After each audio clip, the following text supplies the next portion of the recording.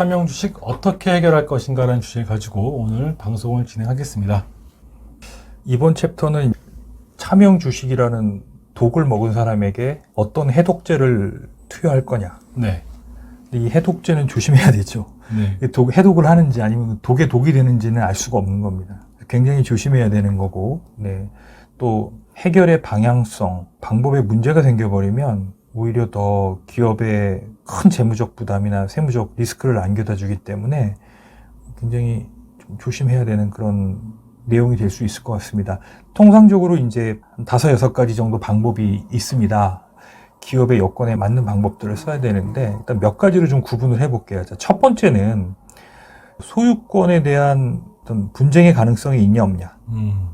또는 이제 분쟁이 없대요. 그러면 그 다음에 이제 세금 문제가 발생이 되냐 안 되냐. 그 다음에 실명 전환을 하고 나면 이 실명 전환한 주식을 또 다시 승계를 해야 되는 문제가 있죠.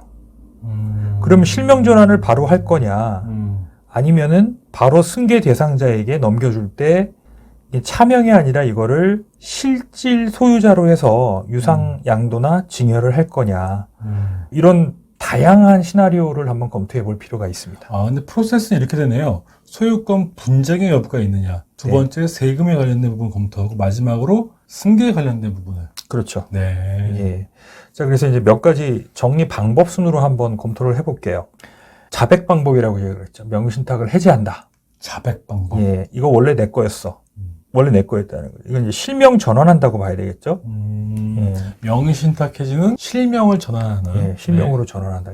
그러면 이제 예를 들어서 이거는 원래 내 거였다라는 걸 입증을 해야 되잖아요. 네. 입증만 되면은 명의신탁 해지가 가장 손쉬운 방법일 수 있어요. 해피한. 그렇죠. 네. 다만 명의신탁 해지도 이거는 어쨌든 명의신탁 행위에 대한 증여세가 과세가 된다고요. 증여세 과세는 15년이 지나면 무신고 같은 경우 15년이 지나면 에서 증여세가 과세되지 않아요. 그죠? 네, 맞습니다. 그렇지만 이제 15년 안에 제적 기간이 있다면 증여세는 납부해야 되겠죠.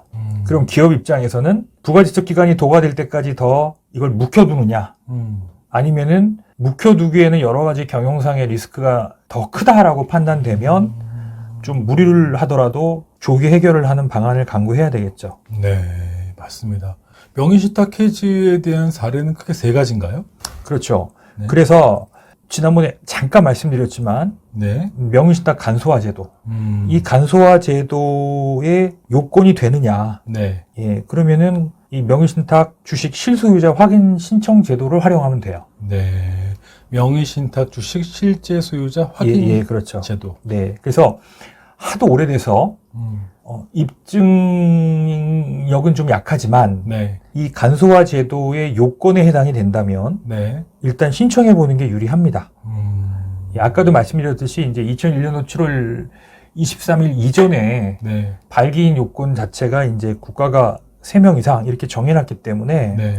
자의반 타의반 차명으로 주주를 구성을 할 수밖에 없지 않았겠습니까? 네. 예, 그래서 이거를 지금 와서 보면 이제 국가의 법률 체계 안에서 이루어진 행위로 보고 이거를 웬만하면 가급적이면 실명 전환을 해주겠다라는 거예요. 예, 그러니까 그동안의 국세청 입장은 너가 이런 실명 전환을 통해서 오히려 세금을 들리려는 그런 조세피 의도가 있는 거 아니야? 그래서 굉장히 깐깐하거나 제대로 인정을 안 해줬어요.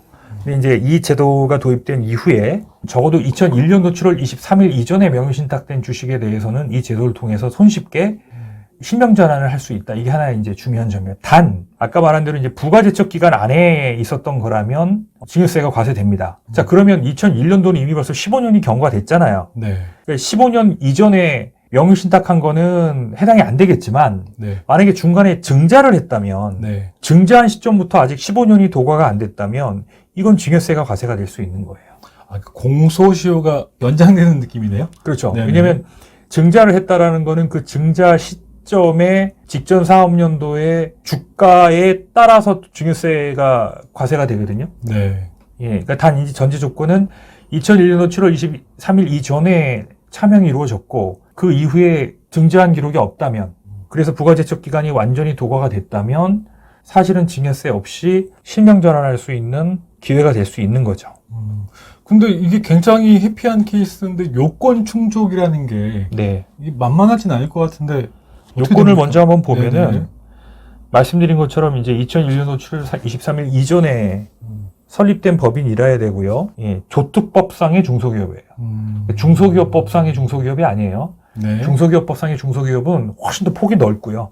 그 조특법상의 중소기업은 조세 특례를 주기 위해서 선정한 이제 대상이 되는 기업을 조특법상의 중소기업이라고 합니다. 네. 그 다음에 명의자와 실소유자가 네. 모두 법인 설립 당시에 발기인이어야 돼요. 중간에 들어온 이런 건 안 된다는 거예요. 예, 그 다음에 그 합계액이 네. 30억 미만, 이게 죄송합니다. 바뀌어가지고 이제 20억 미만으로 낮춰졌어요. 네. 예, 20억 미만일 경우에 가능하다라는 겁니다. 이 조건이 되면 네.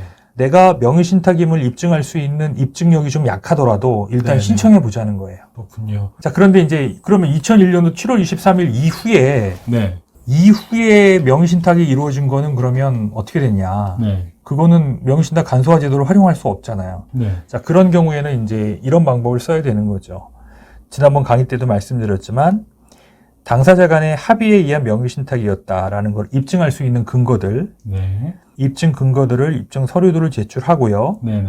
그리고 이제 증여세가 발생이 되면 증여세를 납부하고 네. 또 차명주주에게 배당을 했다면 원래 내가 받을 배당이었잖아요. 실소유주가. 네. 그 배당 정산하고 이런 작업들을 다 해서 신고를 하면 예, 국세청에서 과세당국이 인정을 해주면 명의신탁 해지가 된 거예요. 네. 근데 만약에 이제 입증 서류에 뭐가 문제가 있다라든가 아니면 이걸 명의신탁으로 볼 수 없다라든가 그렇게 되면 자칫 양도 아니면 증여가 돼버려요. 그렇게 되면 이제 명의신탁 해지를 통해서 실명전환을 하려고 하고 또 납부세금도 줄이려고 했던 의도가 자칫 세금 폭탄이 돼서 돌아올 수도 있는 리스크를 안고 있는 거죠.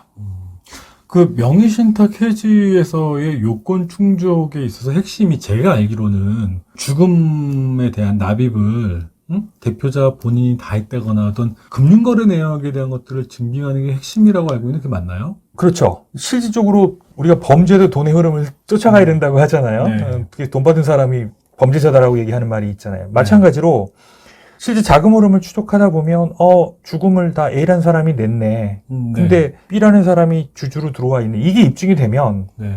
이거는 명확한 명직한 증거니까 네. 거기에 대해서 뭐 논박을 할 여지가 없겠죠. 예. 은행에서 그 거래 내역이 없지 않나요? 아니 거래 내역은 있습니다. 있어요? 있는데요. 네. 예, 예를 들어서 네.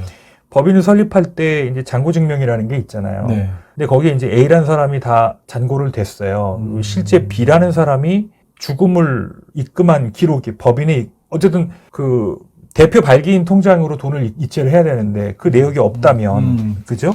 실제 죽음을 누가 납부했느냐 네. 이걸 금융거래로 확인할 수 있다면 이게 가장 확실한 증거고요. 네. 여기에 더불어서 이건 내 거 아닙니다라는 이제 명의신탁 합의서 서로 간에 합의한 거죠. 예. 이 정도만 있으면 네. 열의 아홉은 명의신탁 해지를 할 수 있어요. 예. 뭐 여기에 이제 예를 들어서 금융거래 내역이 좀 미흡하다든가 네. 그래서 입증력이 좀 약하다면 사후적으로 입증력을 강화하는 방법도 있죠. 예를 들면 어떤? 예를 들어서 이제 계속 배당을 하는데 차명주주한테만 배당을 안 한다든가. 그죠? 아니면 배당을 해주고 그 배당받은 돈을 계속 실명주주가 회수해 온다든가. 그것도 금융거래 내역이 있어야 되겠군요. 그렇죠. 네. 네네네. 이렇게 이제 사후적으로 입증력을 강화해서 명의신탁을 입증하는 그런 방법도 있고요. 근데 어쨌든 간에 이제 예를 들어 부동산이 많거나 네. 이제 주가가 굉장히 상승한 기업들 같은 경우는 아무래도 국가 입장에서 이게 양도나 증여로 세목이 정해지면 거둘 수 있는 세수에 비해서 급격히 세수가 줄어드니까 이제 그런 성장성이 높거나 자산가치 상승이 예상되는 부동산 비중이 높은 기업이라면 좀 더 이 명의신탁 여부를 더 세부적으로 검증할 가능성이 높겠죠. 네. 세 번째 방법은 소송이군요.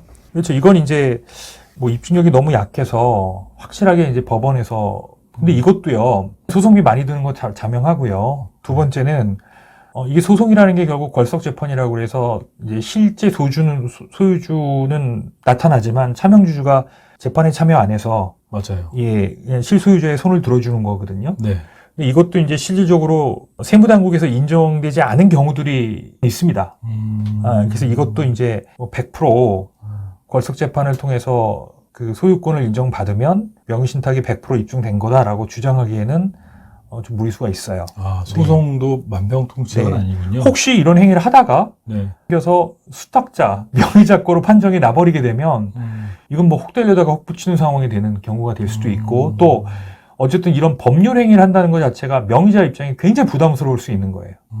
그래서 혹시 명의자가 이런 부분의 어떤 상황을 좀 더 이렇게 이제 면밀히 검토하다가 본인의 소유권을 주장할 만한 권리가 있다라는 사실을 알게 되면 이 자칫 이게 꿀 따르다가 벌통을 건드리는 상황이 연출될 수도 있는 거죠. 그렇군요. 예. 소송은 되게 또 무게감이 있는 거니까 그만큼 신중을 기해야 되는 것도 당연한 거고요. 네.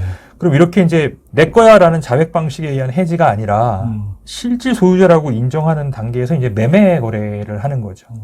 자, 네. 매매 거래도 이제 여러 가지 조건이 있어야 돼요. 네. 이 차명 주주와 네. 실소유자 간의 관계가 어떻게 되냐, 네. 특수관계냐 아니냐 중요하겠죠. 아, 특수관계 이제 복잡해요. 예. 두 번째는 네. 주가가 시가가 네. 높냐 낮냐 적정하냐 네. 되게 중요하겠죠. 세 번째, 주식을 어쨌든 유상으로 거래하는 거니까 자금 마련이 돼 있냐. 자금 출처도 있어요. 네. 마련은 당연히 이제 출처라는 개념이 네. 포함되는 거죠. 네. 이 세 가지 요건을 다 고려해서 적절한 방법을 선택해야 되는 거예요. 만약에 주가도 높지 않고 특수관계도 아니다라고 하면 네. 이런 비특수자 관계의 저가 매매 방식을 활용하면 되는 거고요. 네. 반면에 시가가 지금 너무 높다. 네. 그러면 일단 하기 전에 시가부터 좀 안정화시키는 작업을 해야 되는 거고요. 네. 주가를 떨어뜨리는. 그렇죠. 이거부터 돼야 이건 비특수 관계라 하더라도 막대한 세금이 수반될 수 있는 사안이기 때문에 그런 거죠. 세 번째는 그래도 최소한의 세금이 나올 수 있기 때문에 결국 세금은 예를 들어서 양도 같은 경우는 누가 내는 거예요? 양도자가 내는 거죠. 네. 뿐만 아니라 양수자는 양수 대금이 있어야 돼요. 그렇죠. 또 맞긴 해. 증여 같은 경우도 증여를 받는 사람이 뭐를 내야 돼요? 증여세를. 증여세를 내야 돼요. 근데 거기다 이제 만약에 네. 주가도 낮추고 네. 특수관계 문제도 해결했는데 정말 돈을 마련할 방법이 없다. 네. 그런데 법인의 돈은 있다. 네. 또는 관계사의 돈이 있다. 네. 그럼 관계사의 매매를 한다든가 아니면 자기 주식을 취득한다든가 하는 방법도 네. 하나의 검토 대상이 될 수 있겠죠. 보통 일반적으로 차명 주식을 해결하는데 이 매매를 가장 많이 활용하는데 예. 그것 또한 또 굉장한 조건들이 필요하네요. 자, 그런데 매매는 네. 아주 본질적인 근원적 리스크가 있어요. 자, 지금까지 말한 거는 적어도 매매나 증여의 법률적 행위까지는 법률적인 리걸 리스크 없이 갈 수 있어요. 네. 문제는 양도 같은 경우는 양도 대금을 다시 실소유자가 회수해 와야 되잖아요. 네. 그 회수하는 금융거래가 남게 돼 있잖아요. 네. 그럼 나중에 이게 결국은 금융거래 혹시라도 추적당하는 상황이 생겨서 실제 그 돈이 양수자가 수익하거나 사용한 게 아니라 양도자한테 다시 흘러 들어갔던 사실이 밝혀지게 되면 네. 역으로 이제 명의신탁 주식이라는 게 오픈되겠죠. 그래서 돈 회수할 때는 그 ATM기를 예, 그렇죠. 돌아다니면서. 그래서 이게 금액이 작지 않으면 네. 관행적인 금융거래나 상거래 방식 통해서 어느 정도 그 리스크를 희석할 수 있지만 이게 금액이 크거나 특히 자산이 많아서 늘상 이제 과세당국의 출처 조사 대상의 리스트에 올라 있는 경우라면 조심해야 되는 거예요, 이거는. 세금만 줄이자고 덜컥 선택했다가 자금의 흐름이 어쨌든 과세당국에게 노출되는 상황이 발생이 되면 네. 이거는 기존 거래 다 부인당하고 명의신탁 증여 의제에 의해서 증여세가 과세될 수 있기 때문에 이거 여러 가지 고민을 해야 되는 거죠. 한 네 가지에서 5가지 이상은 검토를 받아야 될 것 같아요. 네, 그렇죠. 마지막에 이제 증여가 있습니다. 네. 근데 증여는 이제 그야말로 주가를 떨어뜨려서 이제 개인 간의 이제 차명주와 실소유자 또는 실소유자의 가족들에게 이제 분산해서 증여하는 겁니다. 네. 아니면 사내복지기금 같은 거를 만들 계획이 있거나 현재 있다면 여기에 증여하는 방법도 있을 수 있겠죠. 자기 주식 증여라는 게 어떤 겁니까? 지금 자기 법인에 증여하는 거예요. 법인에? 예. 근데 이제 이거는 법인에 증여를 할 때는 이게 자산 수중이익이라는 게 있습니다. 그래서 그리고 이제 특수관계 법인에 증여할 때는 이제 증여세 문제가 생길 수도 있어서 네네. 이것도 여러 가지 검토해야 될 사항이 있습니다. 사내근로복지기금에 대한 증여를 좀 설명해 주실 수 이건 이제 사내복지기금은 네. 회사가 이제 저 기금에 돈을 넣게 되면 네. 100% 손비 인정을 되고요. 네. 또 저 선해복지기금에서 근로자들에게 지급되는 급부에 대해서는 여러 가지 비과세 혜택이 있어요. 네, 맞습니다. 그러니까 저기에 증여하는 건 일종의 비영리법인에 증여하는 거하고 똑같아요. 세금이 없잖아요. 그러니까 어차피 이거는 소유권을 행사하지 못하는 게 더 목적이 있다면 사내복지기금에 증여하는 것도 하나의 방법일 수 있겠죠. 다만 이제 이게 소유권을 회수하는 것뿐만 아니라 가업승계라든가 이제 경영권 강화 차원에서 뭔가 한다면 다른 방법을 또 강구를 해야 되겠죠. 오늘 말씀해주신 그 차명주식에 대한 해결 방법이 크게 이제 명의신탁 해지, 매매, 양도죠, 증여. 세 가지의 큰 흐름을 말씀해 주셨고요. 그리고 가장 많이 활용되는 게 지금 양도를 통한 방법인데 그 또한 세부적인 검토가 필요하다라는 생각이 들었습니다. 마지막으로 이 차명주식 회수 관련돼서 한 말씀 부탁드리면 네, 사실 차명주식은 꼭 경영상 필요할 때도 있어요. 예, 아까 이제 조세피 목적이 없을 때도 있다고 했잖아요. 네네. 문제는 이제 그런 긴박한 경영상의 사유가 소멸됐을 때는 적절한 타이밍에 이걸 회수해야 됩니다. 네. 예, 예전에 많은 기업들이 차명을 했지만 여러 가지 이유 때문에 했어요. 근데 문제는 적절하게 실명으로 전환할 타이밍을 놓친 게 굉장히 큰 뼈아픈 실수인 것 같아요. 네. 그래서 차명주식을 이제 이게 오랫동안 아주 해묵은 과제가 된 기업들은 회수하기로 이제 결정이 됐다면 굉장히 다양한 시나리오 하에 이제 절세만 검토할 게 아니라 상응하는 리스크도 같이 비교해서 어쨌든 최적화하는 게 중요한 것 같아요. 네. 예, 세금과 리스크를 적절하게 이제 배합을 해서 이제 너무 극단의 절세 효과를 추구하거나 하는 그런 이제 걸 통해서 리스크를 높이는 그런 행위가 연출되지 않게끔 되게 조심해야 되는 그런 솔루션이라고 말씀드릴 수 있을 것 같습니다. 네, 오늘은 차명주식 어떻게 해결할 것인가를 살펴봤습니다. 자, 오늘 방송 감사합니다. 네, 고맙습니다. 고맙습니다.